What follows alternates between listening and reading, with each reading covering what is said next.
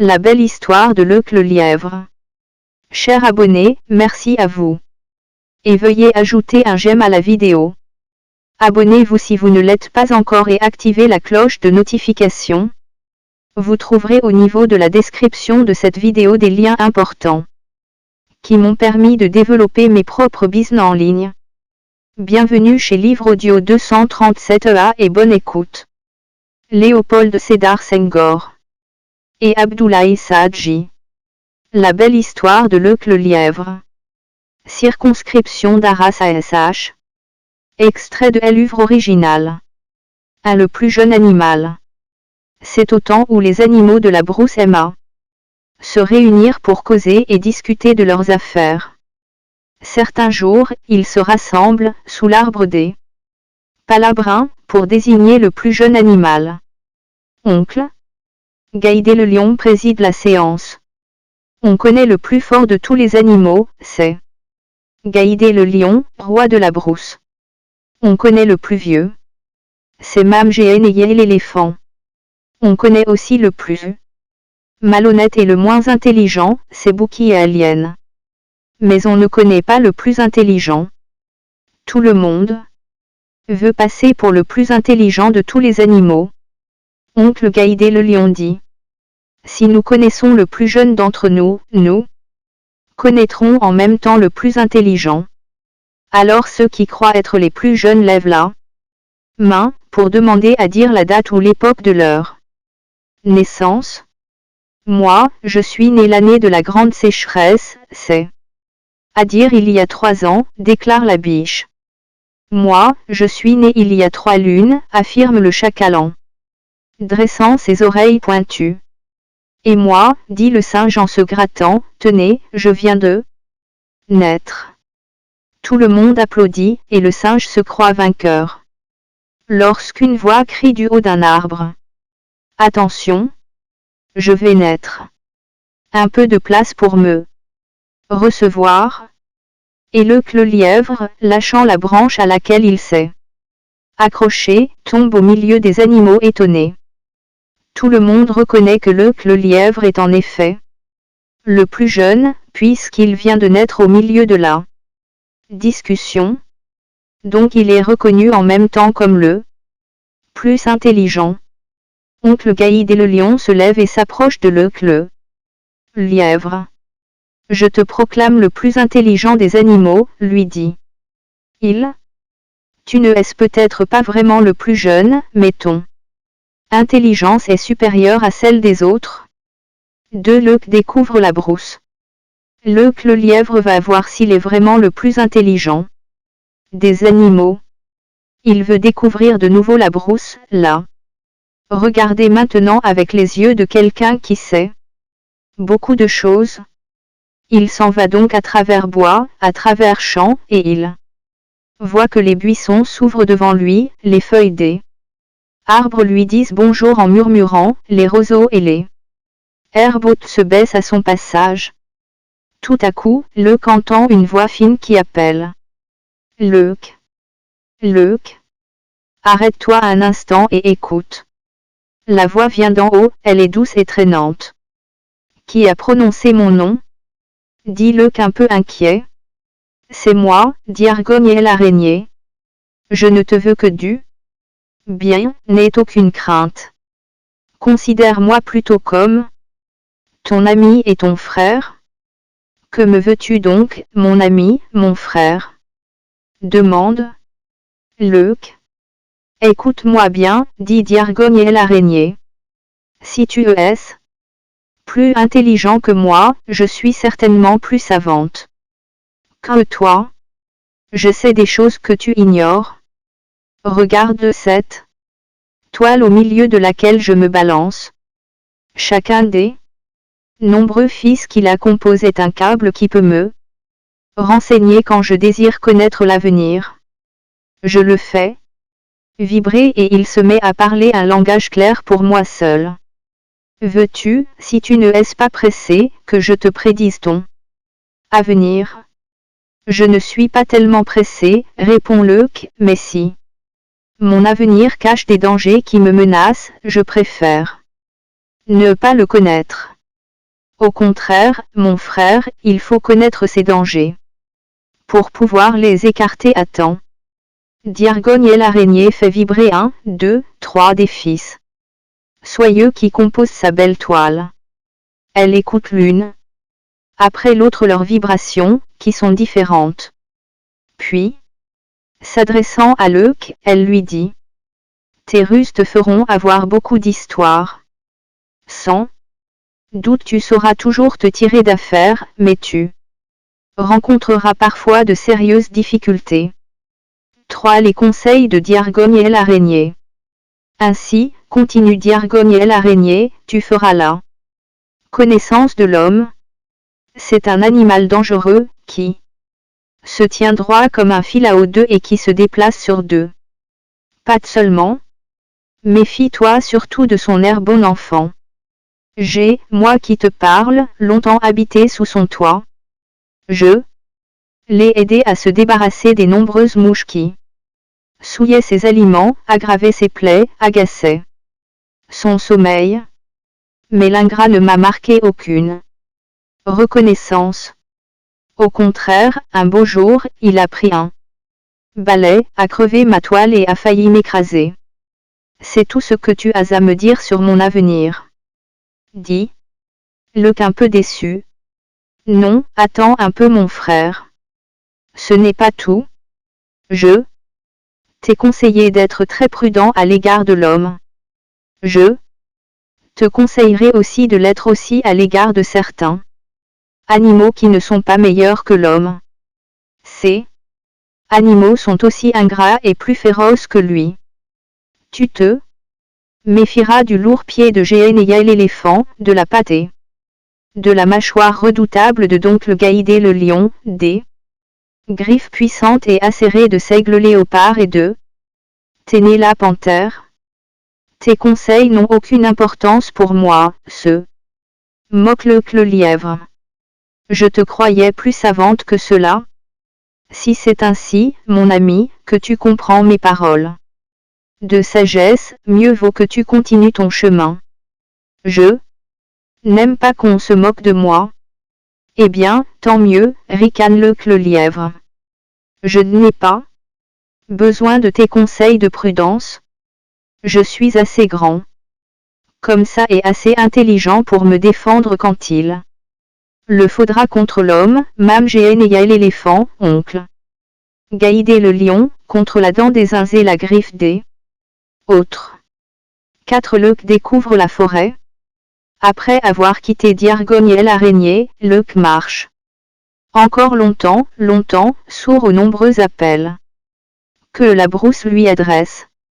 Il arrive ainsi à la lisière de la forêt. Là, brusquement, les arbres deviennent plus hauts, plus larges et plus serrés. Leuc hésite d'abord avant de franchir la lisière de la forêt, car maintenant les conseils de Diargogne l'araignée lui reviennent à la mémoire. Il se demande ce qui va lui arriver. Il pénètre enfin dans la forêt, se déplaçant avec précaution, levant les yeux à chaque instant, tournant la tête à droite, à gauche, pour ne pas être surpris par un ennemi caché. Leuc sait qu'il se trouve à présent dans le domaine où vivent les seigneurs de l'espèce animale, les fauves. Tout à coup, il s'arrête. En travers du sentier qu'il suit, un énorme tronc d'arbre est couché, portant des feuillets, des bourgeons encore verts.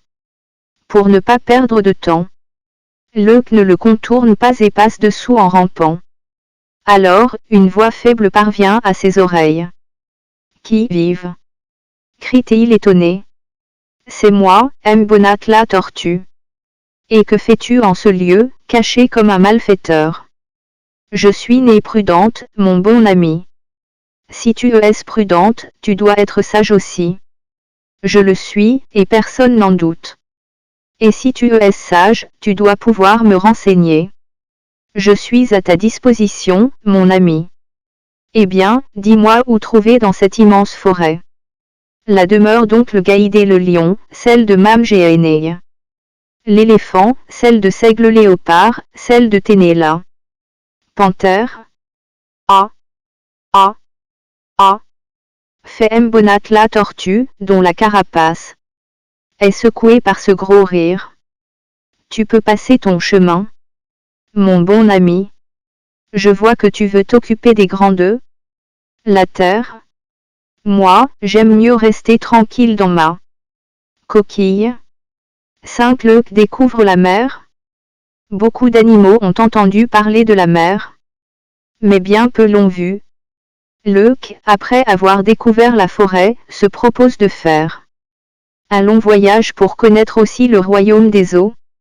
Il pense qu'au retour de ce voyage, il pourra réunir tous les animaux pour raconter tout ce qu'il a vu et avoir plus de considération de leur part. Mais il ignore la route à suivre pour arriver à la mer sans s'égarer. Il va donc demander conseil à Sur Mbella l'hirondelle qui a parcouru la terre entière en tous sens. Mbella l'hirondelle lui dit: pour arriver à la mer sans te perdre, il faut que tu saches t'orienter. Tu sais que le point de la terre où le soleil se lève s'appelle l'Est, le point où il se couche l'Ouest. Ces deux points suffisent pour le voyage que tu veux faire, car la mer se trouve à l'ouest du pays que nous habitons. Donc tu marcheras toujours droit vers l'ouest. Le soleil sera ton meilleur guide. Et que faire quand il n'y aura pas de soleil? Puisque tu dois partir au mois de mars, répond Mbella l'hirondelle, le vent te guidera dans la forêt. Ce vent, chaud et sec, souffle en effet de l'est vers l'ouest. Ainsi pourras-tu suivre sa marche. Quant au soleil, en cette saison, il n'est jamais caché. Luc est très intelligent, mais il ignorait tout cela. Il pense que la science de Mbella l'hirondelle est vaste. Si tu voyages la nuit, ajoute celle-ci, tu auras, pour compagne et pour guide, la lune et les étoiles. Dès ce soir, je te ferai remarquer certaines étoiles qui se lèvent toujours au nord et d'autres qu'on aperçoit toujours à l'est. Merci, m'assure, de vos précieux renseignements, dit Luc, je saurai m'en servir. Je te trouverai peut-être là-bas, répond Mbella l'hirondelle. Car, bientôt, ce sera pour nous la saison d'émigrer vers les pays frais que baigne la mer immense. Au bout d'un voyage long et pénible à travers savanes, forêts et clairières, plaines, collines et ravins, Luc arrive devant la mer immense. Luc se demande quelle est cette chose mugissante qui a l'air de lui barrer la route. Mais il continue d'avancer, poussé par la curiosité. Bientôt la terre finit. Une étendue plate et bleue là remplace. Cette étendue se confond, à l'horizon, avec le bleu du ciel.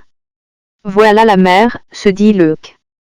Je suis arrivé au bout de mon voyage. Il respire de soulagement. Il plonge son regard dans l'immensité qui, devant lui, fuit de toutes parts. Toute la masse de ce grand désert liquide bouge. La mer semble vivre et respirer par saccades. Luc réfléchit un moment et dit: il faut que j'apporte à tous les animaux la preuve que j'ai vu la mer. Sinon personne ne me croira quand je le dirai. Sur la grève 3, il y a des coquillages, gros et blancs. Luc en ramasse quelques-uns. Il veut ramener au pays 2 ou 3 crabes vivants, une douzaine de moules. Mais les crabes fuient devant lui avec des airs apeurés et s'enfoncent dans les flots. Quant aux moules, elles disparaissent brusquement dans le sable mou de la grève. Avant de quitter la mer, Luc veut savoir quel goût a son eau. Il mouille le bout d'une de ses pattes dans la mousse d'une vague qui vient d'arriver. Il y passe la langue. Aïe! Crie-t-il aussitôt, l'eau de la mer est donc si amère, si salée. Et, sans plus tarder, il repart pour le pays de ses ancêtre, emportant, dans sa hotte, le plus grand nombre de témoignages, pour prouver qu'il a vu la mer. Ils seront étonnés, se dit-il avec fierté. Et ils me croiront plus intelligent encore que je ne suis. 6. Leuc découvre l'homme. Revenu de la mer, Leuc se repose pendant quelques jours. Ce long voyage l'a fatigué. Mais il ne restera pas longtemps au lit, car maintenant, son grand désir est de connaître l'homme. Dès qu'il sent que ses forces sont revenues, il prépare un nouveau voyage qui doit le conduire auprès de Niel-Homme. Ce dernier habite loin des animaux, hors de la brousse et de la forêt, en des endroits découverts. Leuc se rappelle les paroles de Diargoniel l'araignée qui lui a dit: tu feras la connaissance de l'homme, c'est un animal dangereux. Il part un beau matin. Chemin faisant, il observe les changements d'aspect du sol. Il découvre de vastes champs entourés de clôtures et de haies vives. Le premier homme qu'il aperçoit est un berger dont le troupeau erre çà et là. Dès qu'il le voit, il s'arrête pour l'observer à distance. L'homme a un long bâton en travers des épaules. Il se déplace de temps en temps et il chante sans cesse.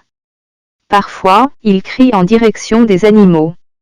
Alors, ces derniers se rapprochent les uns des autres. Diargogne. L'araignée a raison. Cet animal doit être très dangereux. Puisqu'à sa simple voix, il commande à des bêtes plus grosses que lui. Leuc veut mieux connaître l'homme, le voir de plus près, savoir comment il vit, parle, s'occupe de sa famille. Pour cela, il lui faut pousser plus loin jusqu'à cette agglomération qui se dessine là-bas. C'est les serviteurs de l'homme.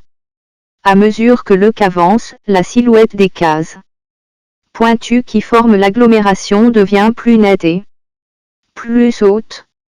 On dirait que le village tout entier accourt au devant de lui. De ce village montent différents bruits, des appels sonores, des éclats de rire, des coups de pilon 4, de marteau, de battoirs 5. Leuc voit des hommes et des femmes qui vont et viennent, des enfants qui jouent, tombent et se relèvent, gesticulent comme des diablotins. En s'approchant, il arrive auprès du monticule où le village vient déposer les ordures. Sur ce monticule, il remarque un grand nombre d'animaux domestiques. Poules, pintades, canards, chiens, chats, etc. Les uns grattent et picorent, les autres fouillent avec leur museau. Ou se roulent dans la poussière. Lorsqu'il voit Leuc, tout se dresse étonné, l'aileron et le cou droit. Bonjour mes frères, dit gentiment l'hôte de la brousse. Alors les poules se mettent à caqueter, les canards à trompeter, les chiens à hurler, les moutons et les chèvres à bêler d'épouvante. Leuc, mécontent de cet accueil, s'éloigne aussi vite qu'il peut, s'enfonce dans la cour de la première maison venue. Dans cette cour, il trouve deux gamins qui jouent avec de la terre et des cailloux. Les gamins n'ont jamais vu de lièvre, cependant. Ils n'ont pas peur. Leuc leur paraît gentil, mignon. Approche donc, tu es vraiment sympathique. Laisse-nous te caresser un peu, dit un des enfants. Leuc s'approche volontiers et les enfants promènent leurs petites mains sur son poil lisse. On dirait un jeune agneau, fait l'un. On dirait plutôt un chaton, fait l'autre. 8. La captivité de Leuc. Vers la fin de la journée, au moment où le soleil va se coucher, le père des deux gamins rentre des champs. Père, nous avons gagné un nouvel ami. Un nouvel ami, dit le père sans trop les croire. Il va vers eux et dès qu'il voit Leuc, il s'arrête. Quoi? C'est cela que vous appelez un nouvel ami? Apprenez mes chers enfants que vous avez affaire là-haut plus rusé des animaux de la brousse. Il faut vous méfier. de lui, car il est capable de vous jouer des vilains tours. Pour commencer, je m'en vais l'enfermer dans le réduit où nous gardons les récoltes. Là il se nourrira et engraissera. Après quoi nous reparlerons de lui. Toute la famille alertée vient regarder Luke avec des yeux moqueurs et les deux enfants se mettent à pleurer à chaudes larmes.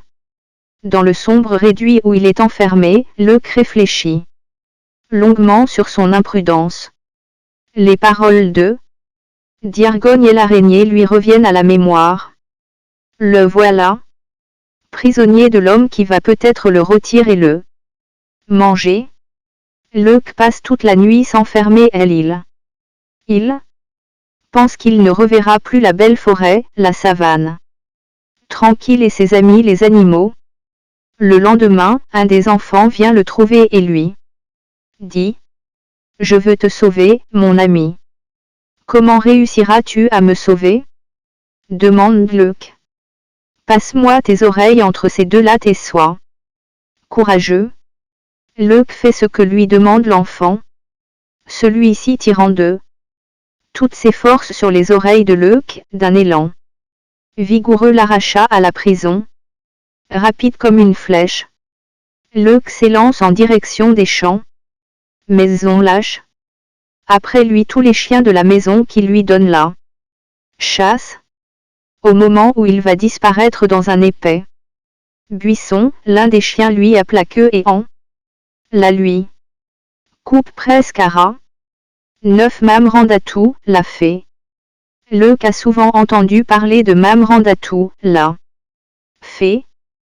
Tout le monde au royaume des animaux comme au pays des hommes connaît la renommée de Mamrandatu. On dit qu'avec sa baguette magique, elle transforme les chats en princes galants, les citrouillants équipages et les souris en pages. On dit que d'une simple caresse de sa main, elle peut changer la forme de n'importe quel organe, guérir les maladies les plus graves. On dit. Mais qui pourrait dire tout ce qu'on raconte sur le grand pouvoir de Mamrandatu, la fée. Après avoir soigné ses plaies et les douleurs de ses membres rompus, Luke va trouver Mamrandatu, la fée. Je sais le but de ta visite, dit celle-ci aussitôt que Luke franchit le seuil de sa porte. C'est l'homme qui t'a causé les maux que je vois sur ton corps, oreilles allongées, queue coupée, pattes de derrière déformées. C'est exact, répond tristement Luke en baissant la tête. Je peux refaire ses membres comme tu les avais auparavant, mais je peux aussi les laisser comme ils sont, en les arrangeant de belle façon. Et que faut-il préférer? Si tu gardes tes longues oreilles, tu entendras mieux. Si tu gardes tes longues pattes, tu courras mieux et ta queue écourtée te permettra de mieux sauter. Je préfère conserver ces membres tels qu'ils sont. Maintenant, je te préviens, il me faut un peu de lait d'éléphant, un peu de lait de baleine, une dent de lion et une griffe 2 panthères. Mais la dent et la griffe que je veux ne devront pas être prises sur des cadavres. Marcher conclut, dit Luke, qui se fait traiter et qui s'en va en répétant sa promesse. Dit Luke, elle éléphant et la baleine. Luke va d'abord trouver elle éléphant. Bonjour, Mam Géaenei, dit-il respectueusement en se prosternant à terre. Je suis venu à vous parce que vous êtes le plus généreux des animaux. Le bon Dieu vient de me donner un trésor, mais ce trésor se trouve loin d'ici, je suis incapable de le déplacer. Il se trouve au bout d'une corde, dont voici le bout. Tirez, tirez toujours et vous le verrez à la fin. Je vous en fais cadeau. En retour, je ne vous demanderai qu'un tout petit peu de lait pour l'offrir à celui qui m'a donné ce trésor. Et Luke, après avoir pris à Mam Géaenei du lait qu'il enferme dans sa gourde, s'enfuit sans tarder. Il va ensuite trouver la Ngagala baleine qui ce jour-là est venue respirer sur le rivage de l'océan. Bonjour et respect, Ngaga, reine de toutes les mers. Bonjour et amitié, habitant de la terre, répond la baleine. Je suis venu vous apporter le cadeau que les animaux de mon pays réunis ont choisi pour vous. Son poids surpasse mes forces. Il se trouve attaché au bout de la corde que voici. Vous n'aurez qu'à tirer, tirez toujours, il viendra à la fin. Ngaga la baleine pousse un grand soupir et sa respiration fait monter 2 jets d'eau formidables. Envoyé de la brousse, tu diras un grand merci de ma part aux gens de ton pays, dit la baleine. Je transmettrai votre merci, mais les gens de mon pays m'ont dit, tu nous apporteras un peu de lait de Ngaga la baleine pour nous prouver que tu lui as remis le cadeau. Pouvez-vous me donner un tout petit peu de votre lait? Bien volontiers, brave habitant de la terre. Aussitôt la baleine fait sortir, d'une de ses mamelles, du lait pour remplir une outre 6. Elle remet l'outre à l'œuf, qui s'éloigne en faisant des révérences. 11 La rencontre de l'éléphant et de la baleine. Généyé l'éléphant tirait fort sur la corde en disant « Quel gros cadeau !» Ngaga la baleine faisait craquer la corde en s'écriant « Quel présent magnifique !» Chacun avait l'impression que le bout invisible de la corde qu'il tenait était noué à quelque chose d'immobile. Après plusieurs mois d'efforts et de fatigue, Généyé l'éléphant et Ngaga la baleine décident chacun de son côté d'aller à la recherche du cadeau promis. L'éléphant quitte la forêt de ses ancêtres et la baleine, les bords humides de son océan. Ils marchent l'un vers l'autre sans se deviner. La corde tendue leur sert de guide et trace leur chemin. Un beau matin, ils se rencontrent nez à nez, aussi gros l'un que l'autre. Furieux, l'éléphant dit à la baleine. Comment oses-tu retenir cette corde au bout de laquelle se trouve un trésor qui m'a été offert? Noire de colère, la baleine répond. Quelle audace as-tu de te mettre entre moi et mon cadeau? Ils se regardent un moment. Vont-ils tomber l'un sur l'autre? L'éléphant dit sagement à la baleine. Ne nous emportons pas si vite, ma sœur, expliquons. Nous en paix et l'affaire sera éclaircie. Pour moi, c'est bien simple, le lièvre m'a promis un grand trésor que j'allais chercher après avoir essayé en vain de l'attirer à moi. Moi aussi, répond la baleine. L'éléphant et la baleine comprennent que le les a trompés tous les deux. Ils font la paix sur le champ. C'est bien facile de se venger, dit l'éléphant. Empêchons-le de manger sur mes terres et de boire dans tes eaux. Mais l'euc, ayant appris cette décision, cherche une dépouille de chèvre, dont il se couvre. Il pourra ainsi prendre sa nourriture sans être reconnu. 12 L'euc chez oncle Gaïdé le lion. Porteur d'une gourde pleine de lait d'éléphant et d'une outre contenant du lait de baleine, l'euc se rend tout droit chez oncle Gaïdé le lion. Dès que ce dernier l'aperçoit, il crie de sa voix de tonnerre. Que viens-tu faire dans ma demeure? Oncle Lion, roi des rois, que votre majesté ne s'emporte pas contre moi. Je viens lui rendre un grand service. Quel service un galopin comme toi peut-il me rendre? Un grand malheur va tomber sur le pays. La plus terrible des épidémies est signalée par un marabout 8. Venant de l'Orient. Cette épidémie, a-t-il dit, fera mourir tous les êtres vivants si on ne fait rien pour l'éloigner. Je demande au grand de Brousse d'offrir ce qui est nécessaire pour me permettre de l'arrêter. Ce marabout m'a choisi pour vous transmettre la commission. Et que demande-t-il pour arrêter l'épidémie? Pas grand-chose, votre majesté. Il lui faut du lait d'éléphant, du lait de baleine, une dent de votre majesté. Et une griffe de panthère. Et qu'est-ce qui prouve que tu ne mens pas? La preuve, la voici, dit Leuc en ouvrant l'outre et la gourde. Oncle Gaïdé examine fort attentivement le contenu des deux récipients. Tu as raison. Le lion réfléchit un instant et dit. Je ne serai pas moins généreux que les autres. Et quelle est celle de mes dents que veut le marabout?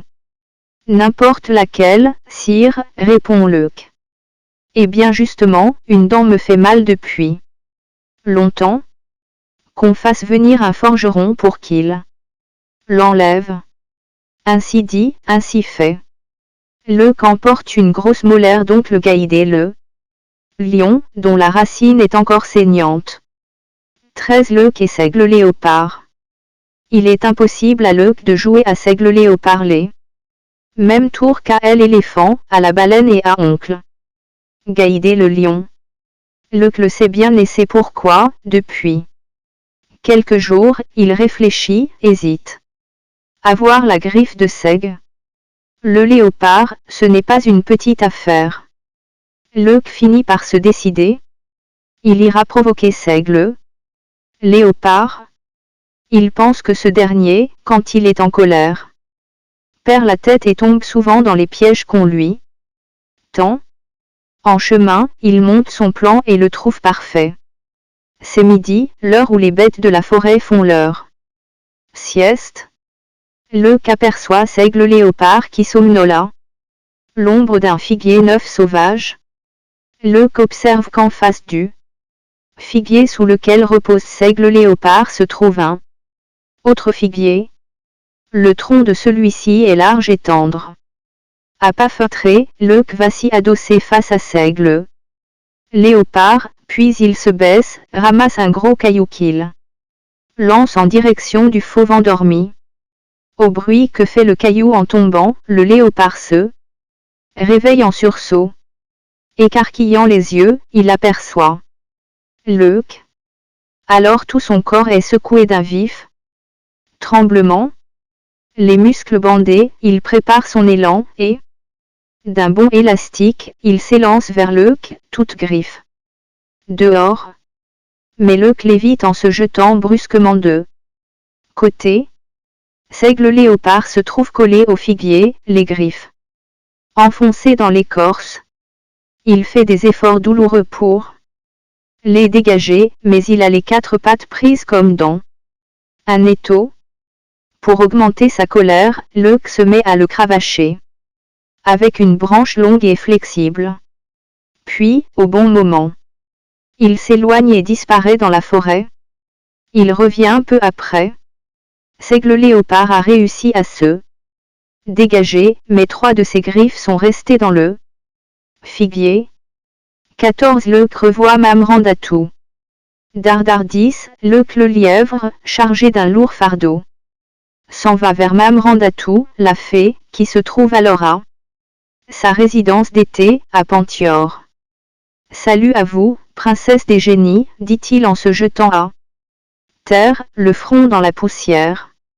Relève-toi, mon petit, et prends place sur ce siège. Que m'apportes-tu?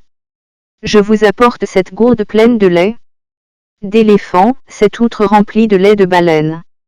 Voici une grosse molaire dont la racine vous dira qu'elle sort fraîchement de la mâchoire du lion. Enfin, au lieu d'une, voici 3 griffes de léopard. Bravo! S'écrie la fée en levant les bras. Tu es un as, mon petit. J'ai voulu voir ce dont tu étais capable. Maintenant, je sais ce que tu vaux. Désormais, je serai ta marraine et tu seras mon filleul. Je te protégerai contre les grands et les petits, contre le mauvais il et la mauvaise langue. Partout quand tu seras en difficulté, il te suffira de prononcer ces mots, Mamrandatou. Lumière des lumières, viens vite à mon secours. Mais ma récompense ne doit pas s'arrêter. Je sais que tu es intelligent et rusé. Je veux toutefois augmenter ton savoir. Approche et avance ton front. Leuc obéit et Mamrandatou y pose le bout de son Index. Quand elle enlève son doigt, le front de Luke est marqué, en son milieu, d'une étoile blanche, signe d'un savoir très étendu. Ayant quitté Mamranda-tout la fée, Luke réfléchit très longuement. Il peut compter sur la protection de la fée, mais il sait que les grands de la brousse ne manqueront pas de chercher à se venger de lui. À quoi bon lutter avec eux? À quoi bon se créer des histoires à n'en plus finir? Luke pense qu'il vaut mieux s'éloigner de ses ennemis. Prudence est mère de sûreté, dit-il sagement. 15 Le séjour à Douon-Bélan. Quand les animaux étaient tout d'accord, ils vivaient en paix à Douon-Bélan et s'aimaient les uns les autres. Les plus forts protégeaient les plus faibles. Les besoins de chacun était satisfait grâce à l'effort de tous. Mais bientôt, dans cette belle république de paix et d'amour, un perfide animal entra, que personne ne soupçonnait. Il avait l'esprit du mal et les manières d'un faux frère. Cet animal, c'était Bouki et Alien. Écoutez comment il fit entrer le malheur dans la république de Douon-Bélan. Les animaux avaient l'habitude d'aller, de bon matin, à la recherche de leur nourriture. Ils abandonnaient dans le même temps leurs petits, lionceaux, éléphanteaux, bichettes, lièvreteaux, les nouveau-nés et ceux qui marchaient déjà ou se traînaient à terre. Le soir, au retour de leur randonnée, les mères chantaient pour inviter les petits à la tétée. Chacune chantait un air différent de celui des autres. La lionne chantait « Petit roi de la jungle, viens téter ta mère chérie, tétera comme il faut, et retournera à Douon-Bélan. Tout doux, tout doux. » Son petit lionceau accourait à elle et se régalait. À l'imitation de la lionne, les autres mères appelaient leurs petits qui bondissaient et se régalaient de même. Tout doux, tout doux. Bouki Alien se dit. Je n'ai plus besoin d'aller si loin pour chercher ma nourriture. Je l'ai tout près. Le lendemain, il revient à Douon-Bélan plutôt que les autres animaux. Il appelle son petit. Le petit se présente. Bouki le caresse d'un coup de langue et le met de côté. Puis, imitant fort bien la voix de la biche, il appelle Bichette, et lorsque celle-ci arrive, croyant répondre à sa mère biche, Bouki Alien l'emporte et disparaît. 16 Les crimes de Bouki et Alien. Le soir venu, tous les petits animaux sont présents. Sauf Bichette. Et tous répondent à l'appel de leur mère. Sauf Bichette. Qui a bien pu appeler ma Bichette? Sanglote la biche. Qui a pu venir ici après nous? Interroge les animaux en chure. Mystère. Le jour suivant, et toujours en l'absence des animaux, Bouki revient au camp. Cette fois, c'est la voix de la girafe qui l'imite. Alors le petit de celle-ci s'approche en vacillant sur ses longues jambes. Bouki lui casse le cou et l'emporte. Le soir venu, la girafe ne voyant pas accourir son petit, à son appel qu'elle lui adresse, se met à verser des larmes. Les animaux se posent de nouveau la même question. Qui donc vient au camp après notre départ? Tous les animaux se mettent d'accord pour prendre chacun un tour de garde. Mais au bout de quelque temps, la paix étant revenue et les animaux ayant oublié les deux crimes précédents, on cesse de monter la garde autour d'eux. Douon-Bélan. Et Bouki recommence sa mauvaise action. Pour ne pas être pris, il opère de temps en temps. Seulement. Ainsi, après Bichette et le petit de la girafe, le camp se vide peu à peu. Bouki s'attaque d'abord au petit. Animaux inoffensifs sans pattes, ni dents, ni griffes puissantes. Ensuite, il attire les jeunes fauves-ailés. Dévore tour à tour. 17 La ruse de Lièvretot. À la fin, il ne reste que Lièvretot. Ou je me trompe, ou tous mes malheurs viendront de ce fils du diable. Comment réussirai-je à le croquer comme les autres? C'est pourtant le meilleur moyen de l'empêcher de parler. Revenu en face du camp, il fait un grand effort pour imiter la voix de la Hase 12. Il chante. Lièvre-to, viens téter ta mère chérie. Tétera comme il faut. Et retournera à Doumbélane. Tout doux, tout doux. Ma mère n'a pas une voix nasillarde 13 et elle n'a pas les oreilles si courtes, se dit le lièvre-to. Bouki s'en va chercher de longues oreilles. Il fait de grands efforts pour ne plus nasiller en chantant. Après quoi, il retourne vers le camp. De nouveau, il appelle. Lièvre-to qui s'approche. Tu as peut-être à présent la voix de ma mère, mais les oreilles de ma mère ne sont pas faites de 2 semelles collées aux tempes. Inutile d'insister. Les animaux sont étonnés, le soir venu, de voir que Lièvre-to est sain et sauf. Il doit pouvoir nous renseigner, gronde le lion en le saisissant de sa patte rude. Dis-nous tout de suite là. Vérité ou tu ne téteras plus jamais ta mère. Lièvre-to raconte ce qui s'est passé. Tous sont indignés. Pourquoi n'as-tu pas voulu nous renseigner plus tôt? À mort? À mort? Crient les animaux. Ne tuez pas mon fils. Ne tuez pas mon fils. Supplie. Leuc effrayé. J'ai le moyen de faire punir Bouki et de vous rendre tous vos petits qu'il a dévorés. Pas de promesse.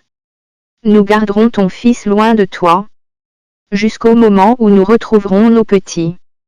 Sans perdre une minute, Leuc se met donc à imaginer ce qu'il faut faire pour livrer Bouki aux animaux et sauver son cher lièvre-to. 18 Le châtiment de Bouki. Quand Leuc se présente chez Bouki Alien, celui-ci le regarde de travers en grognant sourdement. Il flaire quelque chose de louche. Que me veux-tu? Dit-il en nasillant. Une terrible épidémie vient de dévaster Doumbélane. Répond Leuc de sa voix la plus triste. Tous les animaux sont morts. Toi et moi sommes les seuls survivants. Je te félicite d'avoir quitté le pays à temps. Moi-même, j'étais en voyage, voilà pourquoi j'ai été épargné. Il faut voir ce grand nombre de corps étendus à travers la forêt de Doumbélane. Une question m'est venue à l'esprit. Hériterai-je tout seul de toute cette viande? Mais une voix m'a dit, non, oncle Bouki est l'aîné. Tu as raison, tu es né entre mes mains. Qu'on prépare et qu'on prenne tout ce qui peut contenir de la viande. Tous les animaux sont morts et je suis seul héritier. Nous devons faire vite, avant que les cadavres ne pourrissent. Ne parle pas de malheur. Qu'on se dépêche pour partir. Quelle joie chez Bouki ce jour-là. En longue file, toute la famille de Bouki, chargée de récipients, prend le chemin de Doumbélane.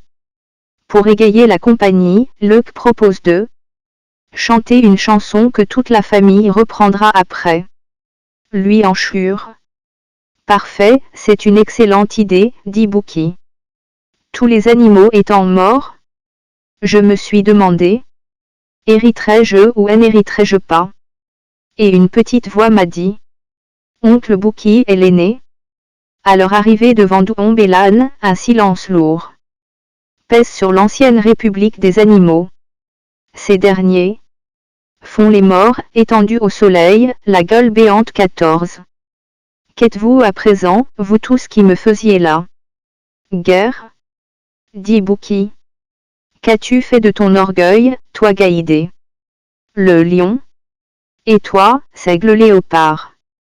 Et toi, Ténéla? Panthère? Qu'avez-vous fait de votre fierté? Il passe pour les inspecter tous de très près. Il ouvre un île par-ci.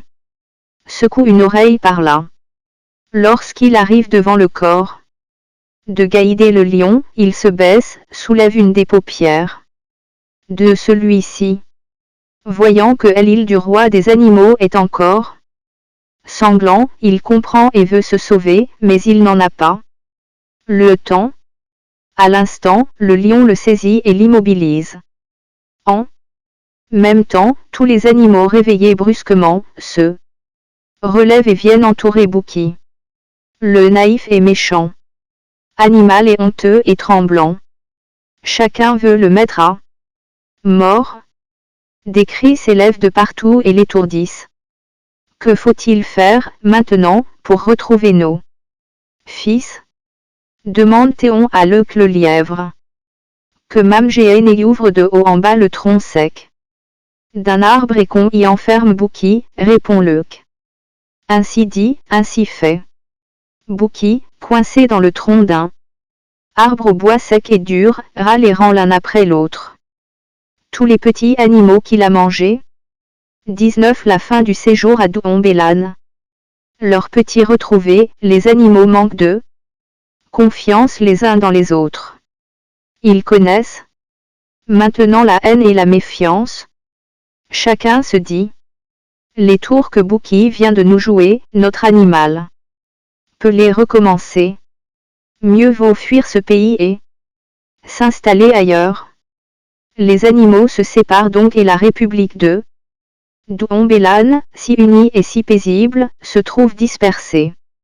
Désormais les plus forts poursuivent les plus faibles, les tuent sans pitié et les dévorent. Les plus faibles creusent des terriers, se cachent dans les épais fourrés ou s'installent dans le haut des arbres. Ils paraissent avec le soleil et tremblent de peur dès que la nuit envahit la savane et la forêt. Les uns comptent désormais sur la puissance de leurs dents et de leurs griffes, sur la force et la souplesse de leur corps et de leurs membres, ce sont les grands fauves, maîtres de la brousse. Les autres comptent sur la finesse de leur ouïe et de leur odorat, et sur le jeu rapide de leurs muscles, ce sont les petits animaux sans défense. Pour échapper au danger, ils ont appris à voir loin, à entendre les bruits les plus faibles, à sentir les odeurs qui signalent la présence de leurs ennemis, enfin, à échapper à ces derniers.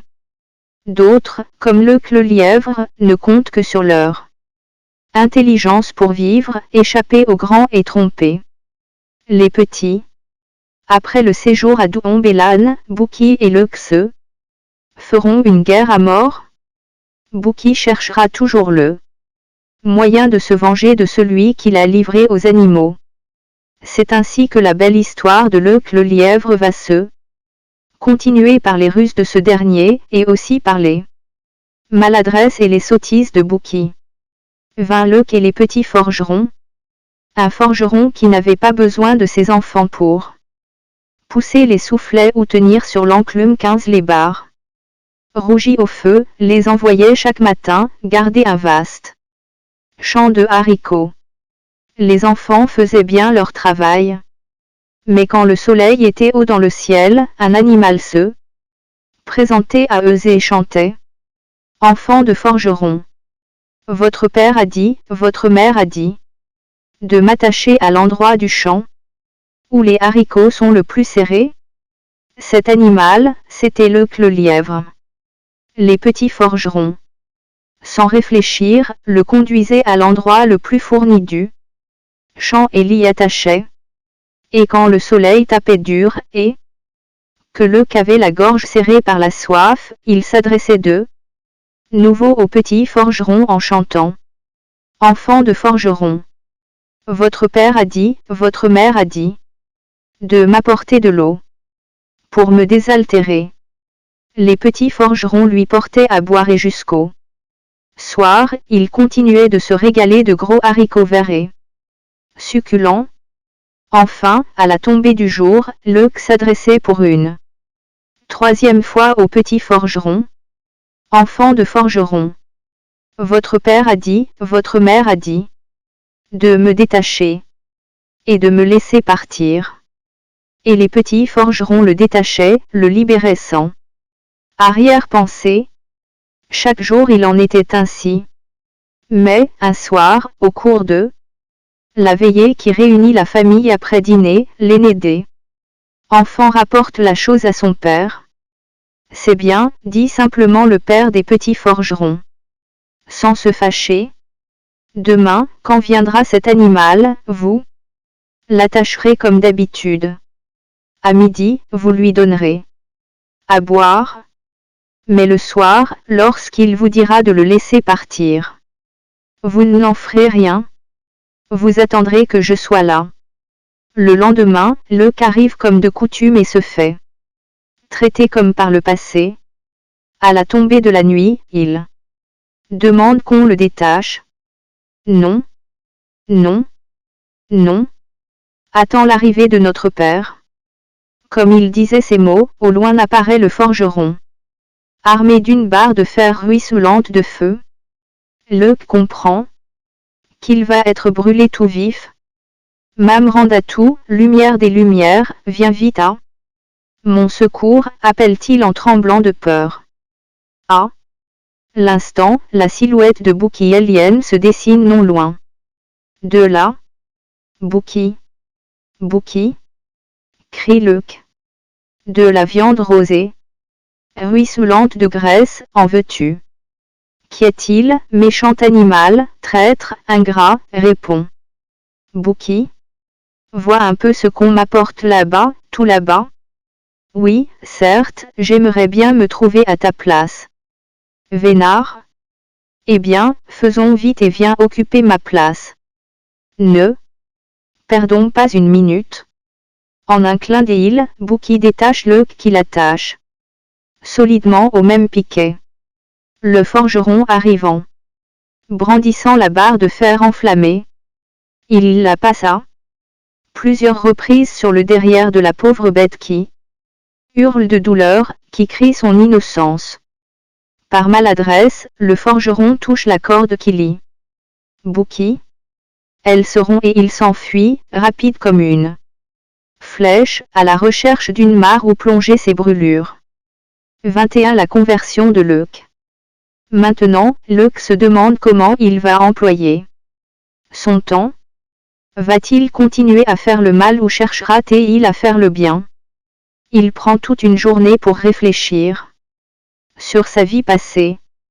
Luc sait que pour bien se conduire, il faut avoir de bons compagnons, honnêtes et serviables, qui sont des modèles parce qu'ils ont beaucoup de qualités.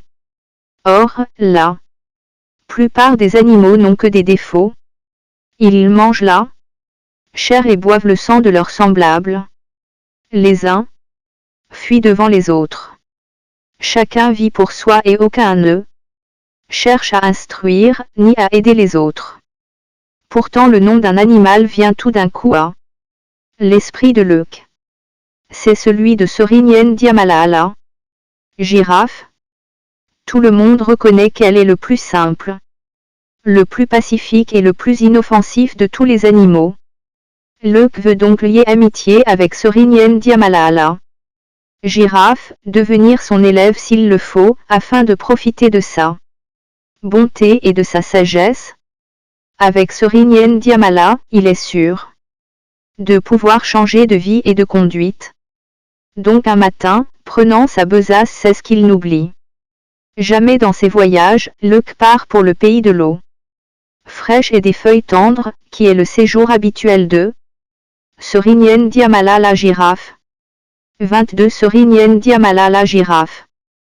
Très haute sur pattes, le cou démesurément long. Sorinyen Diamala la girafe vit en solitaire. Ce qu'il lui faut, c'est la belle savane infinie, semée d'îlots de verdure et d'oasis tranquilles. Ses longues pattes lui permettent de faire de grandes enjambées, qui la font aller et revenir sans fatigue, des lieux où elle se repose aux endroits où elle prend sa nourriture et sa boisson. Levée avec les premiers rayons du jour, elle allonge son cou dans le brouillard et boit la fraîcheur du matin. Puis, lentement, elle fait sa promenade quotidienne à travers les bosquets, dont les arbres ont de jeunes feuilles tendres et appétissantes. Du bout de ses lèvres très mobiles, elle cueille ces feuilles délicieuses. Elle respire le parfum des fleurs nouvellement écloses. L'après-midi, quand l'air est devenu doux et que l'ombre des arbres a redonné aux sources leur fraîcheur, elle se dirige vers les cuvettes d'eau limpide et tranquille. Là, le cou tendu et les pattes écartées, elle apaise sa longue soif de la journée. Personne ne la dérange, excepté les bêtes féroces, qui peuvent arriver par surprise, ou les hommes qui chassent avec des flèches et des fusils. Le soir, N'Djamala rêve au clair de lune. Silencieuse, elle regarde le ciel et contemple les étoiles. Et lorsque, autour d'elle, le dernier bruit s'est éteint, elle ferme doucement les yeux et part pour le pays des songes. 23. La sagesse de Serigne N'Djamala. Leuc cherche, pendant longtemps Serigne N'Djamala, mais ne la trouve nulle part dans la brousse environnante. À la fin, on lui apprend que Serigne N'Djamala vit maintenant au nord de la contrée, au pays du dattier 17. Et il part vers le nord pour rejoindre le sage animal. Ce dernier est très étonné de voir un beau matin Leuc le lièvre avec ses belles oreilles mobiles et son petit air éveillé. Que je suis heureuse de vous revoir, depuis notre séparation à Doumbelane, dit la girafe. Aujourd'hui, j'aimerais vous rendre un service, car je n'oublie pas que, grâce à vous, nos petits, dévorés par Bouki, nous ont été rendus. Qu'est-ce qui a pu, mon ami, vous amener dans ce pays lointain et aride? Je viens vous trouver pour m'instruire à votre école, répond Leuc. Ma vie n'a pas toujours été exemplaire. J'ai beaucoup de choses à me reprocher et je veux devenir meilleur. Alors, vous avez pensé à moi pour vous rendre meilleur? Oui, Serigne N'Djamala, tout le monde dit que vous êtes un sage homme. On exagère peut-être un peu. Sans doute, je comprends la vie à ma façon. Pour moi, il faut avant tout la solitude. Pas de paix sans solitude et pas de bonheur sans paix. Si j'ai quitté la forêt pour venir m'établir dans cette contrée tranquille, c'est pour vivre seul, loin des jaloux et des méchants. Ici, je n'ai affaire à personne. Je m'éloigne de tout le monde. Même devant un ennemi plus petit que moi, je préfère fuir. Le matin, je fais les courses nécessaires pour me nourrir et me désaltérer. Et, le soir venu, j'apprends dans le grand livre de la nature, qui est ouvert à nous tous. La chasse est-elle facile en ce pays? Je ne chasse pas pour me nourrir. Les végétaux sont ma seule nourriture. Je ne fais de mal à personne en coupant les herbes et les feuilles naissantes qui couvrent les arbres. Je crois que si les animaux ne vivent pas en paix, c'est parce qu'ils mangent la chair de leurs semblables. Ils se font une guerre incessante pour tuer et vivre. Rappelez-vous l'exemple de Bouki et Alien. Si chaque animal se contentait de l'herbe et des feuilles tendres qu'on trouve partout, il n'y aurait ni guerre, ni malheur. Vous avez parfaitement raison, dit Leuc, qui admire la sagesse de son nouveau maître. Oncle Gaïdé le lion, Ténéla panthère et seigle léopard, animaux carnassiers sont des bêtes sanguinaires et méchantes. Tandis que vous, Serigne N'Djamala, vous avez le caractère doux et pacifique, comme les animaux domestiques qui se nourrissent d'herbes, buffles, vaches, moutons, chèvres. Serigne N'Djamala fait savoir à Leuc que pour devenir un parfait herbivore, il lui faudra se débarrasser de certaines de ses dents, les canines qui sont faites pour déchirer la viande. Leuc accepte l'opération Et c'est, depuis ce temps, que Leuc n'a plus de canines. Il ne lui reste que des incisives tranchantes pour couper l'herbe et ronger les écorces, et des molaires pour broyer. 24 Le voyage de Leuc. Ayant séjourné quelque temps auprès de son maître, Leuc lui annonce qu'il veut entreprendre un long voyage. Pour compléter son instruction, il retournera chez les hommes avec ses connaissances nouvelles. Là-bas, il apprendra comment les hommes, qui sont plus savants que Serinyen Diamala, ont organisé leur société. Comment ils vivent et comment ils pensent. Léopold Sédar Senghor. 1906-2001. Poète, écrivain, homme politique. Que Léopold Sédar Senghor est né le 9 octobre 1906 à Joal, au Sénégal, et mort le 20 décembre 2001 à Verson, en France. Il fut le premier président de la République du Sénégal de 1960 à 1980 et le premier Africain à siéger à l'Académie française.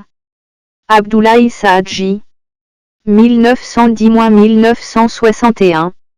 Écrivain, Abdoulaye Sadji est né en 1910 à Rufisque, au Sénégal. Est mort le 25 décembre 1961 à Rufisque. Il devient en 1929 un des premiers instituteurs africains. En 1953, les deux écrivains s'associent pour mettre au point un livre de classe pour les petits Africains. Leur intention est à la fois de faire acquérir les rudiments de la langue française et également de faire découvrir les cultures et les traditions africaines. Composé d'une succession de récits initiatiques mêlant intimement éducation, réflexion morale et conte populaire. La belle histoire de Leuc le lièvre est un texte narratif d'une grande richesse poétique.